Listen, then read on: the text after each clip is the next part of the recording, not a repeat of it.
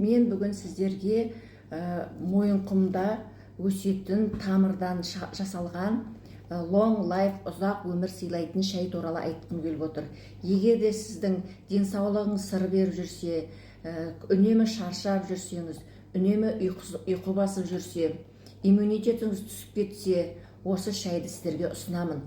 Бұл шайдың ішінде 20 мынандай пирамидка бар. Осыны бір мезгіл ішесіз, күндіз ішу керек. Бұл сізге жаңағы энергия береді, күш-қуат береді, шаршамай жүресіз.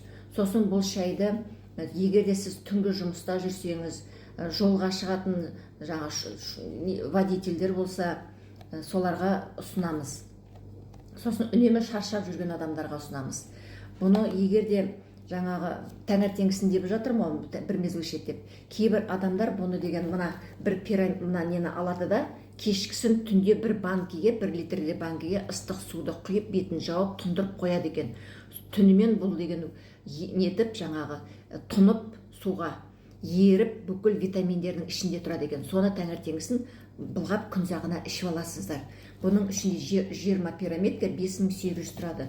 Сосын осымен бірге жаңағы хлорелла, жасыл балдыр.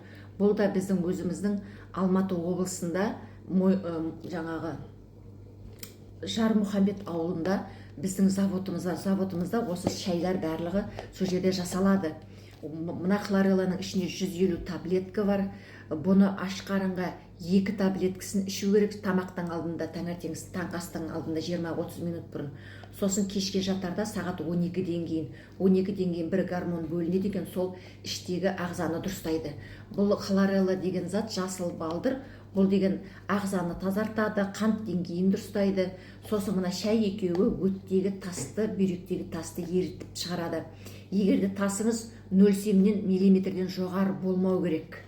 Сосын бұл деген В витамин тобының бүкіл дәрумендеріне бай, кальций, магнийге бай, темірге бай, йодқа бай. Бірақ йоды көп адамдарға ішуге болмайды екен. Анемиясы бар адамдарға ішу керек бұны. Ағзаны тазалап тұрады, жеңіл тазалайды. Сосын артық салмағы бар адамдар осы екеуін ішу керек. Мына хлорелла деген ісікті кетіреді, сосын гормондарды дұрыстайды екен. Неге артық салмақ қосасыз? Гормондарыңыз бұзылған кезде адам деген артық салмақ жинайды екен. Сосын тамағыңызды дұрыс тамақтануды бастауыңыз керек. Сосын айтайын дегенім, егер де үлкен кісілеріңіз болса, үйде ата-әжелеріңіз болса, ата-әжелеріңізге де осы шайды алып беріңіздер. Бұл деген таза сарыағаш деп айтуға болады. Бесплатный сарыағаш 3800 ваттына екеуі, сонда бесплатный сарыағаш